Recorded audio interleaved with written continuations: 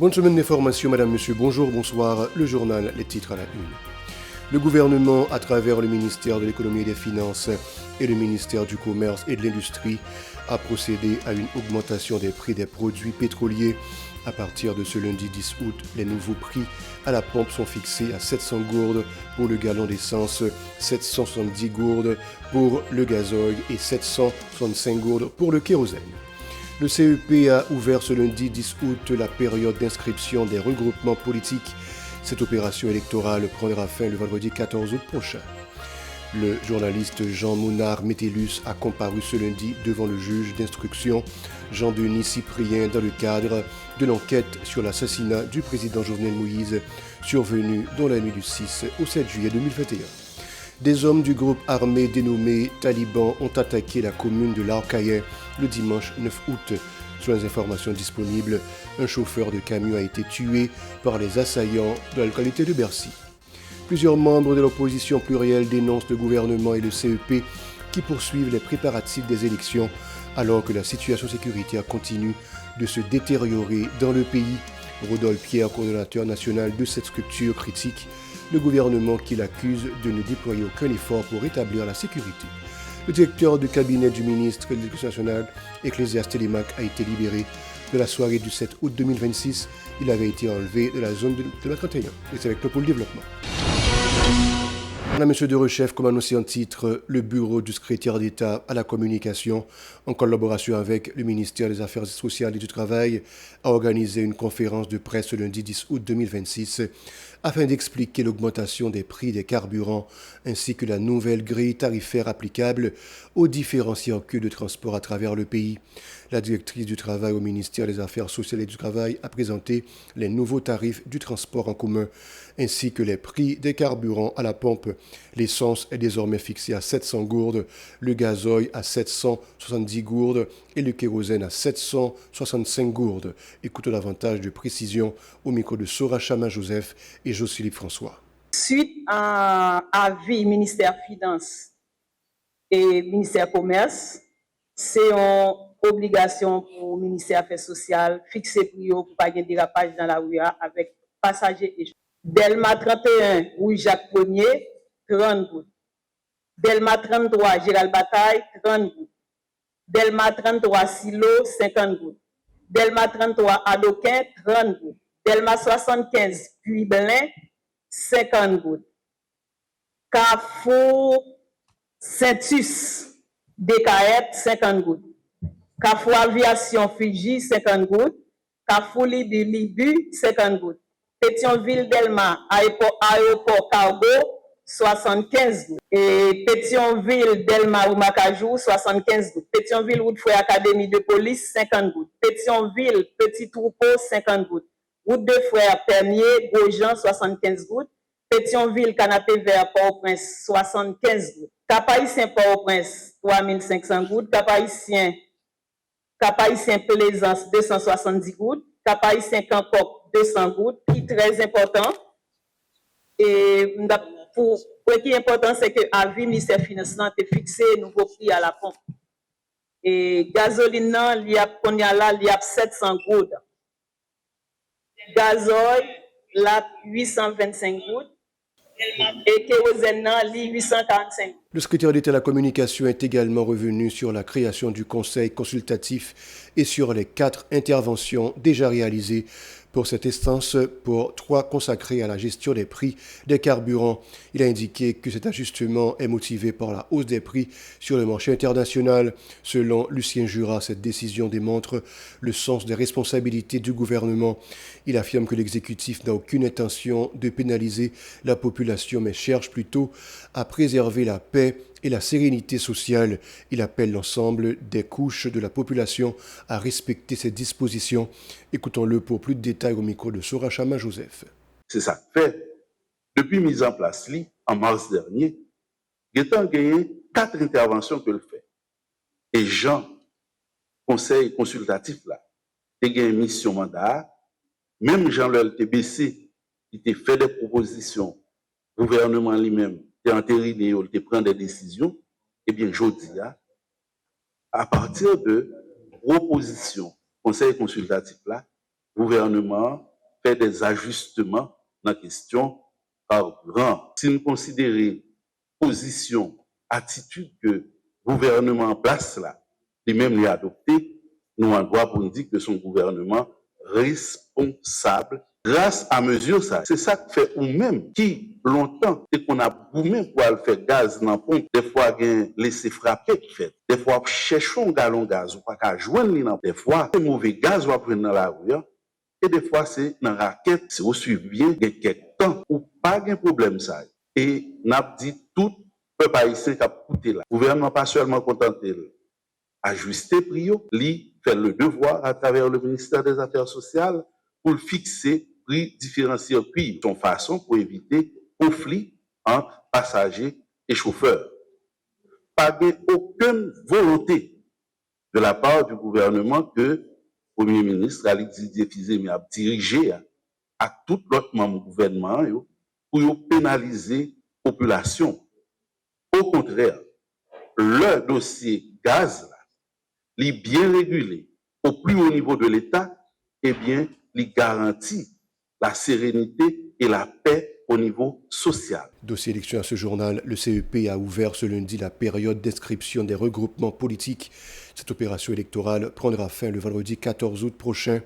Concernant le processus, dans une note, l'institution électorale exige des regroupements politiques désireux de se constituer qu'ils soumettent plusieurs documents, notamment l'acte constitutif notarié du regroupement, ses statuts ainsi que ses objectifs, le procès-verbal notarié désignant le représentant légal du regroupement ou à défaut l'acte notarié autorisant le mandataire à procéder à son enregistrement, l'emblème ou le logo de la structure regroupée, entre autres. Par ailleurs, 15 des 18 regroupements inscrits dans le processus électoral ont obtenu leur agrément du Conseil électoral provisoire CEP selon la liste publiée par l'institution. Les 3 autres regroupements disposent d'un délai jusqu'au mardi 11 août à 17h pour régulariser leur situation auprès du CEP. Le processus d'inscription des électeurs se poursuit dans le département de l'Ouest. Dans le cadre de cette opération, l'institution mixte Georges, OHM située à Delma 75, en faisant partie des nouveaux centres d'inscription du CEP, a ouvert ses portes depuis le samedi 8 août 2026. Maïla Léger, d'une des agentes du centre d'inscription, explique que cette démarche vise principalement à permettre aux autorités d'obtenir une estimation du nombre de citoyens appelés à voter. Elle en profite pour inviter les jeunes à s'inscrire sur les listes électorales afin d'exercer leurs droits de citoyens. Selon elle, participer au processus électoral est un devoir civique qui peut contribuer à l'avancement du pays. Écoutons Maïla Léger au micro de Max Rouni Orissa. On est, mais il y a 2-3 personnes qui viennent pour être capables d'inscrire de temps en temps. On ouvert depuis samedi. Pour le bilan, nous sommes capables de dire jusqu'à maintenant nous arrivons à inscrire 4 personnes parce que c'est au fur et à mesure que nous apprenons et puis nous venons dans ce plan. Parce que nous avons besoin de faire ça, parce que c'est un mouvement électoral lié. Donc nous avons besoin d'arriver à estimer combien de population il y a. Parce que pas oublier qu'il y a des gens qui sont déplacés, il y a des gens qui sont morts. Donc ça c'est utile pays que vous venez pour être capable de participer dans l'élection, pour être capable de voter pour le monde qui est voté. C'est en tant que jeune, donc nous sommes participé dans un bagage qui a utile pays sur le thème parce que quand même voter, décider qui président, qui sénateur, qui député, donc c'est une raison. Généralement, jeunes ont tendance à mettre à part dans des décisions comme si pays. Même à encourager pour venir, pour être capable d'inscrire, pour être capable de voter, parce que voter est très important pour le pays. Décider qui président, la voter est très important pour le pays. La preuve en est bien grande. Par ailleurs, au lycée Horatius L'Aventure, également situé à Delma 75, plusieurs citoyens venus s'inscrire sur les listes électorales ont exprimé leur satisfaction face à cette démarche qu'ils considèrent comme un devoir civique. Cependant, ces électeurs estiment que les élections ne pourront pas se dérouler normalement, notamment en décembre prochain, tant que le problème de l'insécurité ne sera pas résolu sur l'ensemble du territoire national.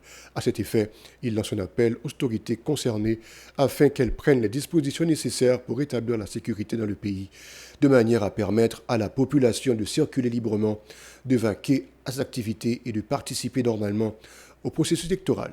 Et puis, le pour nous faire en tant que citoyen, c'est remplir droit civique. Parce que si on ne peut pas voter, on ne peut pas voter pour. Et moi-même, je viens en tant qu'handicapé, je viens remplir le droit citoyen pour m'inscrire, pour voter. Mon leader, le pays a sorti dans sa ligne.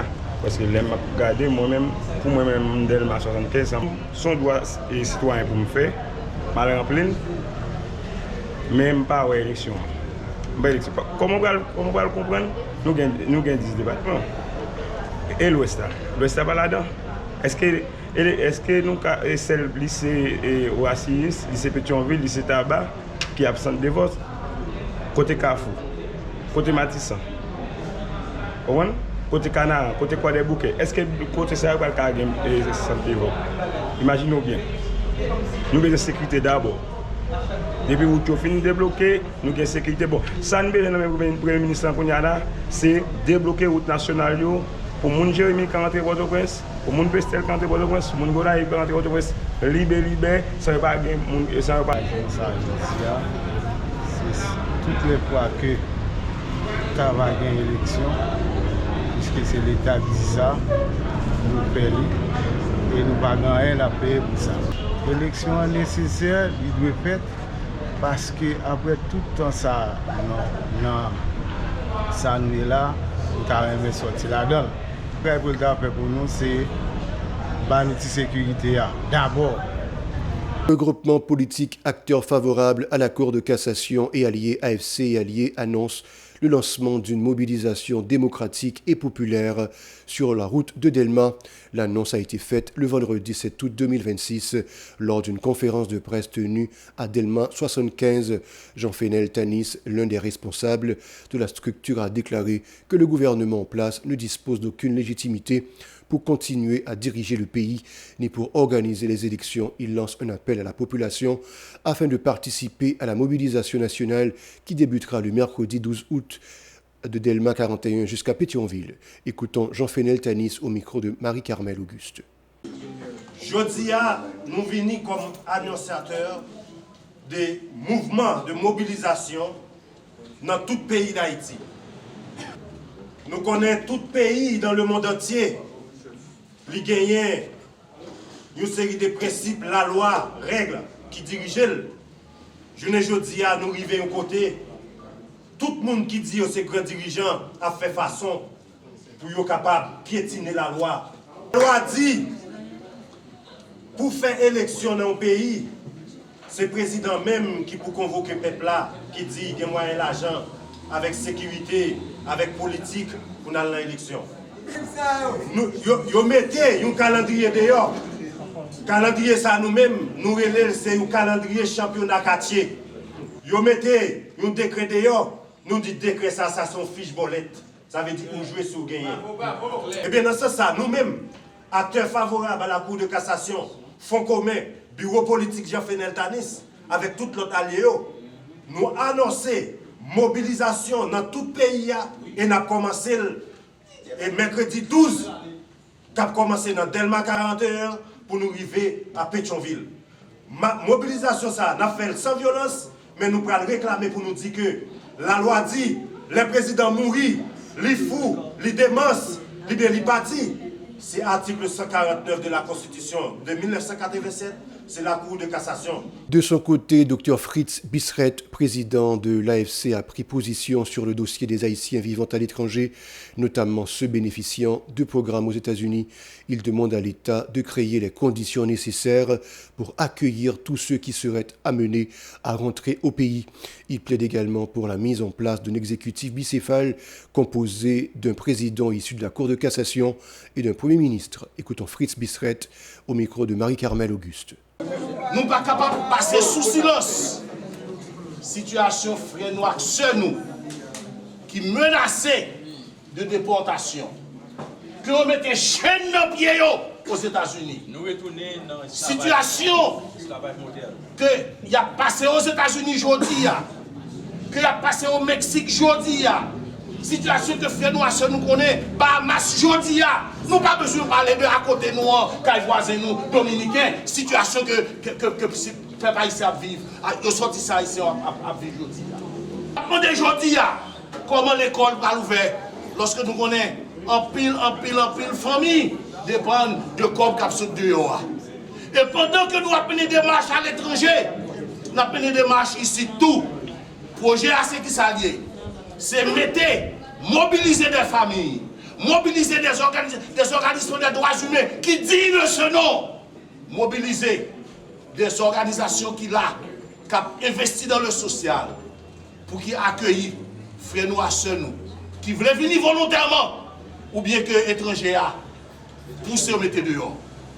Pour le problème pays ça, nous sommes capables de jouer une condition qui est favorable pour que l'élection faite, pour les gens sérieux à prendre gouvernance pays ça, il faut que nous gagnions un gouvernement bicéphale qui, avec un président sorti de la Cour de cassation et un premier ministre qui est capable de consensus, qui a venu poser problème pays.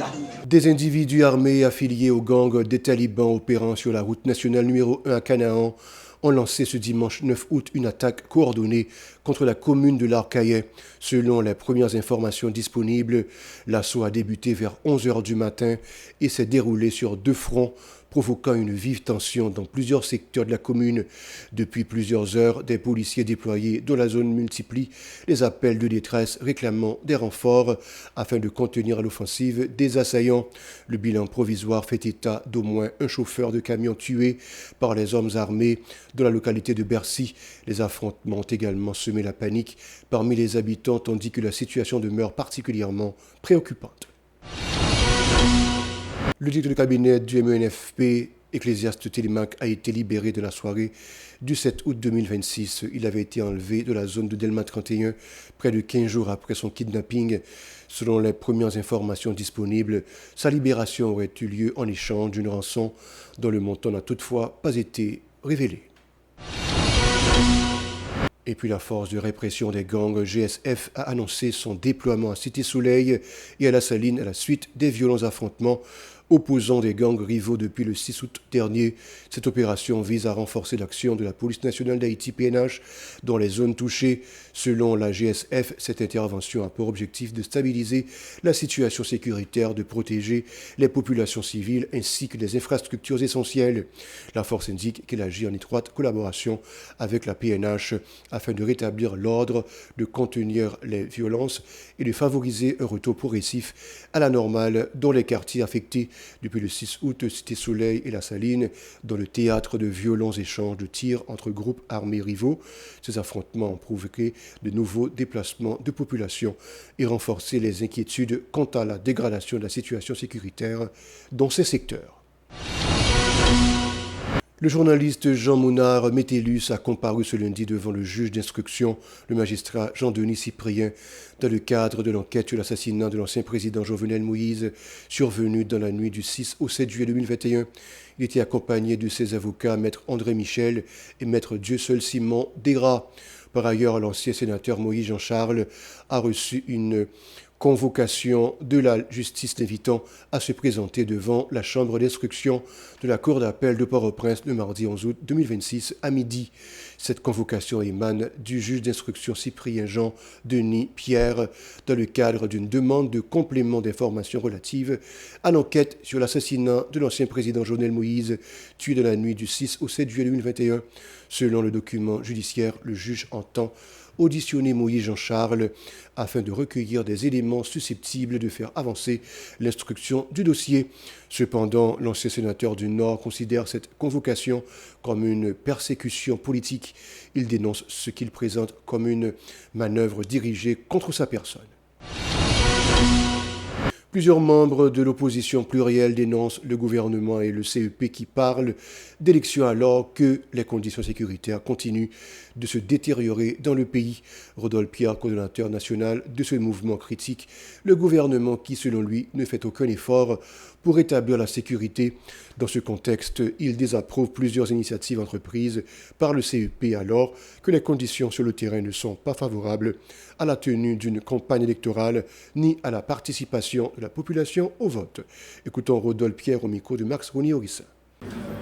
Toute malversation, toute trouble, toute l'obéi qui exister en deux processus ça, eh bien, a bien retombé sous chaque conseiller qui composait le conseil électoral ça.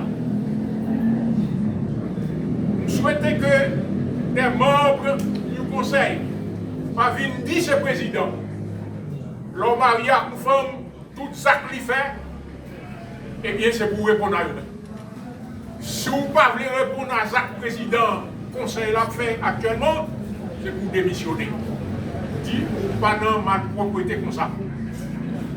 En plus, qui côté un candidat passé pour la faire élection, pour la faire campagne. Parti politique, yo, est-ce que nous avons un avion? Est-ce que nous avons un hélicoptère pour nous faire un candidat nous? Eh bien, pour nous voir à faire campagne. Et là où il fait côté, nous allons faire campagne là, est-ce que c'est en l'air prêté, il a diffusé le message?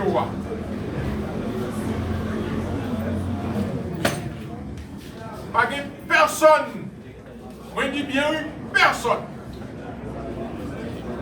qui est dans un regroupement, qui est dans un groupement, qui est dans un parti politique pour contre lui, qui est capable de dire ou qu'à faire campagne d'une manière ou d'une autre pour gagner l'élection. De son côté, le président de l'opposition plurielle, Jean-Tel Joseph, affirme qu'ils ne participeront pas aux élections tant que les conditions ne seront pas réunies. Il appelle ainsi la population à boycotter le processus tout en exigeant des autorités de l'État qu'elles prennent des dispositions pour accompagner les populations des départements de l'Ouest, de l'Artibonite, du Centre et du Sud-Est. Pas élection, sélection. Nous pas notre élection pour nous inviter peuple à la boucherie.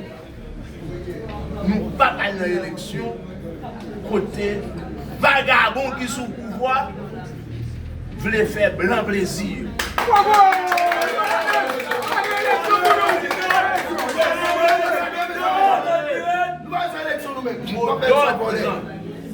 Mot d'ordre, opposition plurielle, la jeudi, que nous venons lancer, nous venons demander population, boycotter le processus ça.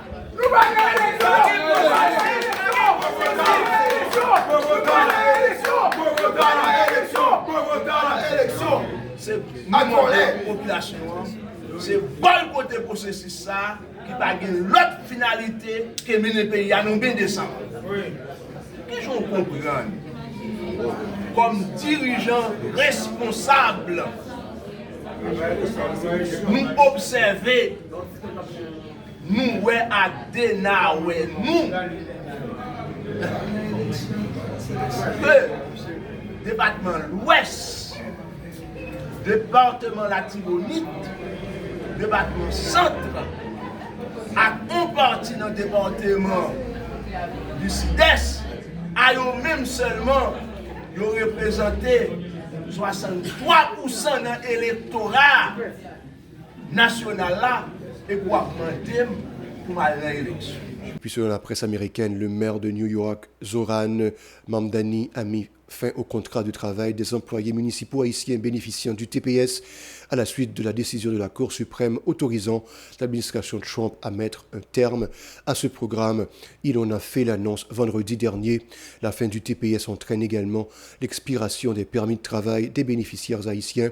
Conformément à la législation fédérale, les responsables municipaux précisent qu'au moins plusieurs dizaines d'employés sont concernés, mais que ce nombre pourrait atteindre plusieurs centaines.